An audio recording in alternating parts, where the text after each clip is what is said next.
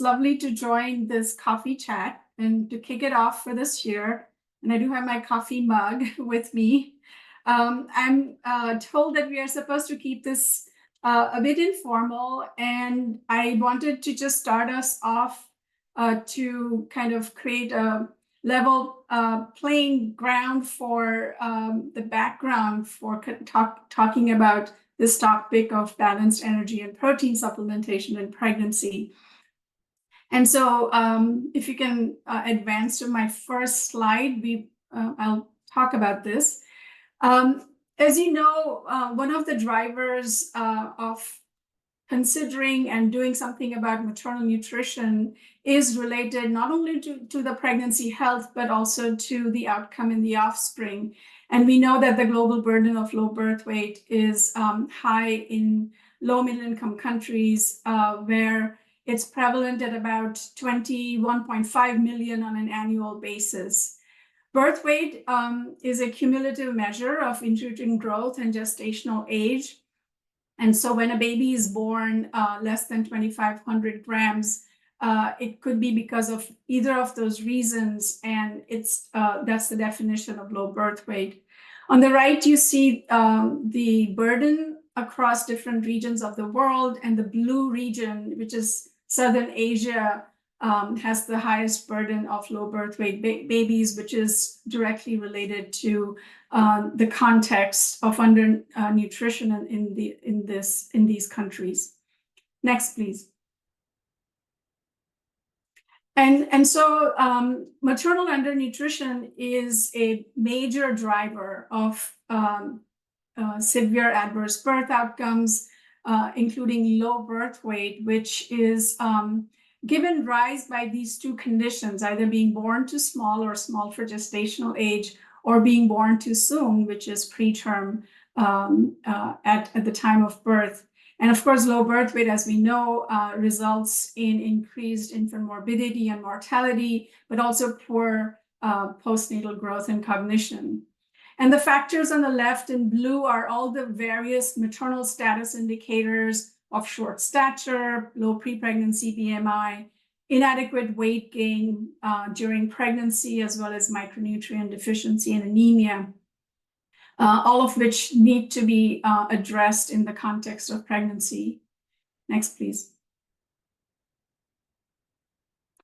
And so in 2023, UNICEF came up with a report on the global nutrition situation in adolescent girls and women titled Undernourished and Overlooked, and using three different indicators of undernutrition, including short stature, underweight, and anemia. They describe the high burden that exists in different parts of South Asia and Sub-Saharan Africa related to short stature, as well as the numbers of girls and women who are underweight, despite the fact that overall, globally, mean BMI in populations is increasing.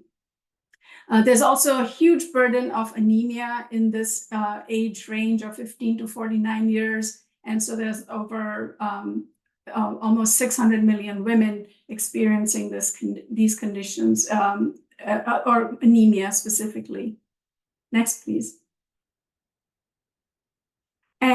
And so, of course, with all of this background, it is important to then look at what kind of evidence-based nutrition-specific guidelines for antenatal care exists, and these are all well considered and described by the WHO in the recommendations that came out in 2016.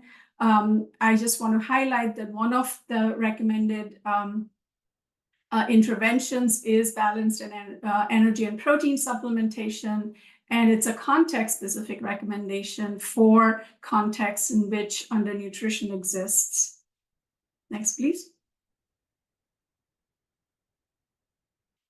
Just to quickly define what we mean by balanced energy protein supplementation. First of all, BEP is a food supplement, conceived as a food supplement. But in terms of calling it balanced protein energy supplement, we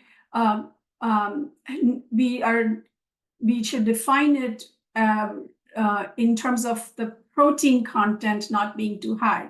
So a supplement which provides less than 25% of the total energy content is how balanced is defined. And the exact wording of the recommendation is provided there in orange. Next, please.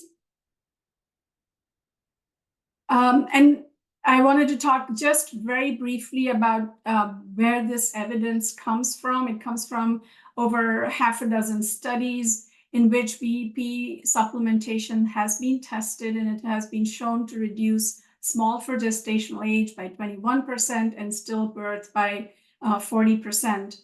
There is also an overall impact on birth weight, but when you stratify it, the effect size by whether women were undernourished or adequately nourished, you will see that the birth weight effect is stronger and significant in the undernourished women compared with the adequately nourished women. So this is something to keep in mind with regard to when we start, when questions arise about targeting. Next, please. One of the major, this recommendation in some form or the other has existed for a long time. However, there are very limited examples of good programmatic action in supporting women with BEP. And this arises from having not many standardized products. There are a few, products that are used. A lot of them programs rely on fortified food blends such as super cereal, which tend to be either take-home rations or delivered at a site, and there are issues of substitution and sharing related to those. And so an expert group convening was held in 2017 to develop the composition and some specifications for a product, a nutritious food supplement for pregnant and lactating women for the low middle income country context. It was designed or conceived as a ready-to-use food supplement, and the specifications were around adequate quantity and quality of calories, protein, and micronutrients. And the idea was to design a few prototype products for different geographies, taking into consideration cultural preferences and acceptability, and to test these and also test their effects in these various environments. The report that was written up as part of this work is available and can be also, the link can be shared in the chat as well. And next, please. And here's just a very quick description of what those macro and micronutrient targets are. I'm calling it the 3-star or BEP++ supplement because it not only has calories and protein content defined, but there are micronutrient levels for such a product, as well as the addition of calcium at 500 milligrams, which is recommended, or in the specifications, we added that as well to make it a BEP++ supplement. And the report has the details of what all considerations went into providing these ranges that are described here. Next, please. So this is just my last slide showing some examples of products that have been prototyped and developed.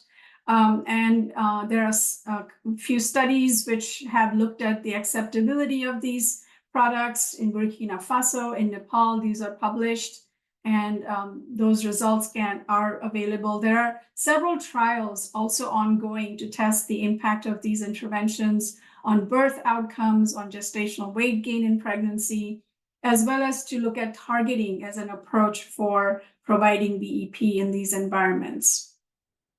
So I will end here. There is a lot of momentum and interest in this work. There is currently HMHP has a balanced energy and protein supplementation technical advisory group that they have created. The WHO also has a BEP advisory group to look at what are some of the implementation guidelines that need to come out to support the recommendation that currently exists